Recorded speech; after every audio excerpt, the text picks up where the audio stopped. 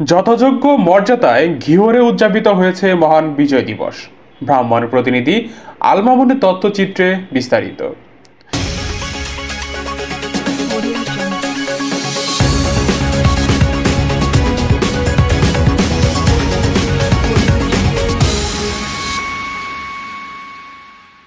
যথাযোগ্য মর্যাদায় মানিকগঞ্জের ঘিওরে উদযাপিত হয়েছে মহান বিজয় দিবস। দিবসটি উপলক্ষে সকাল 10টায় শুরু হয় শহীদ স্মৃতিস্তম্ভে পদদেশে ফুল দিয়ে শ্রদ্ধাঞ্জলি অর্পণ। একে একে শ্রদ্ধাঞ্জলি নিবেদন করেন উপজেলা প্রশাসন, থানা পুলিশ, মুক্তিযোদ্ধা সংসদ, ফায়ার সার্ভিস, উপজেলার বিভিন্ন দপ্তরের কর্মকর্তা ও কর্মচারীবৃন্দ। ঘিওর উপজেলা নির্বাহী অফিসার আমিনুল ইসলামের সভাপতিত্বে সভায় উপস্থিত ছিলেন ঘিওর উপজেলার সহকারী কমিশনার ভূমি নূরজাহান আক্তার সাথী, ঘিওর থানা অফিসার ইনচার্জ মোহাম্মদ রফিকুল ইসলাম, বীর মুক্তিযোদ্ধাগণ, বিভিন্ন রাজনৈতিক নেতৃবৃন্দ, উপজেলার বিভিন্ন দপ্তরের কর্মচারী ও কর্মকর্তাবৃন্দ, সাংবাদিক সহ অসংখ্য ব্যক্তিবর্গ। এবং গীতা পাঠের মাধ্যমে আমরা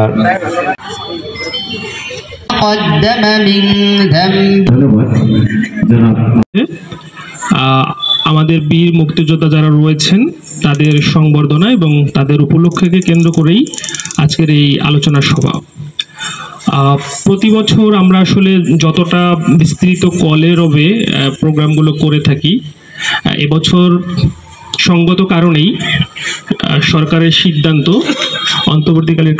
অন্তর্বর্তীকালীন যে সরকার রয়েছে তাদের সিদ্ধান্ত অনুষ্ঠানটি একটু সংক্ষিপ্ত করা এবং সেটির আলোকেই জাতীয় পর্যায়ে যেই রেজলিউশনটি করা হয়েছে সেটির আলোকেই আমাদের জেলা প্রশাসন মানিকগঞ্জ কর্তৃক মিটিং হয়েছে এবং রেজলিউশন হয়েছে।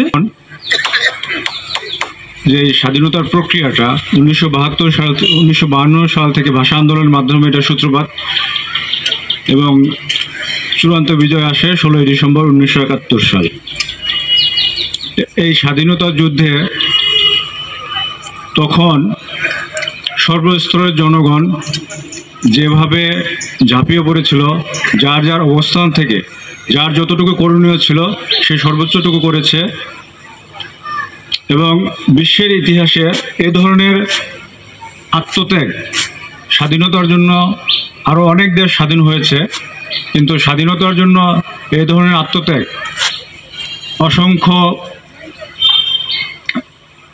অসংখ্য জীবন গিয়েছে, মা বোনদের ইজ্জত গিয়েছে। এই যে আমাদের আত্মত্যাগ, এটা কিন্তু বিশ্বের ইতিহাসে বিরল। আমার পূর্ববর্তী বক্তা স্বাধীনতার চেতনার কথা বলে গিয়েছেন, খুশি হয়েছি। চেতনার বহির্ভূত কাজ যারা করেছেন তাও কিন্তু ওনারা জানেন। রং নিয়ে কিন্তু লাইফ চলে না।